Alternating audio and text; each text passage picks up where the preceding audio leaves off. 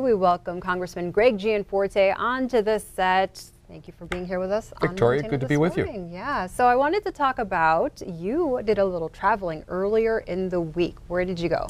Yeah, so border security is top of mind right now for the whole country.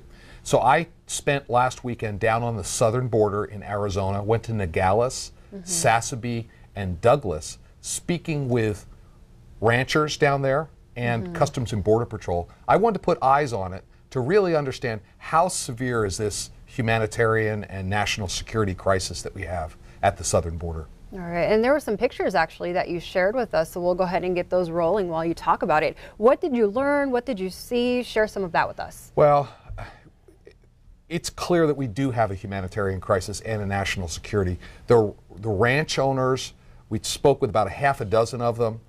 All of them have found dead bodies on their ranches. One rancher, using trail cams, estimates he has about 10,000 people a year coming across his property.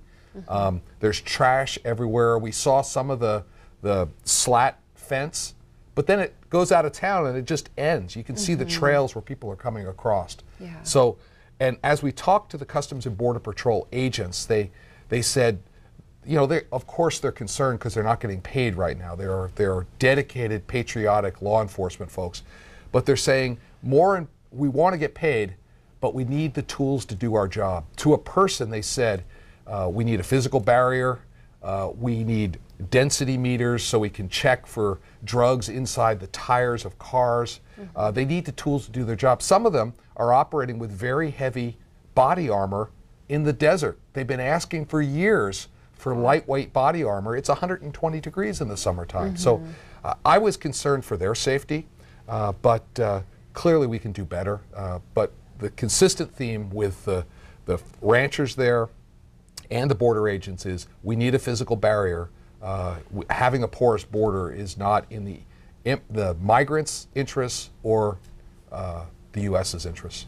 And of course, this all relates back to the shutdown going on right now and the president's demand for that wall. Do you see it this time as employees are furloughed? Is this all worth the shutdown, or what are your thoughts on that? Well, I think the president has put forward a very reasonable proposal, which includes money to secure the border and to open the government back up. But no one should have to work without pay. That's why I asked the House administration to withhold my pay until we get the government open back up. I think that's the right thing to do. I don't think anybody in Congress should be paid. They put forward a very reasonable proposal that included some Democrat requests, and yet it was rejected out of hand by Nancy Pelosi. Twice in the last week, the House has voted to pay federal workers during this shutdown. These were unanimous votes by Republicans, and yet the Democrats voted against paying federal workers during the shutdown. We need Nancy Pelosi and the Democrats to come to the table, and that hasn't happened yet.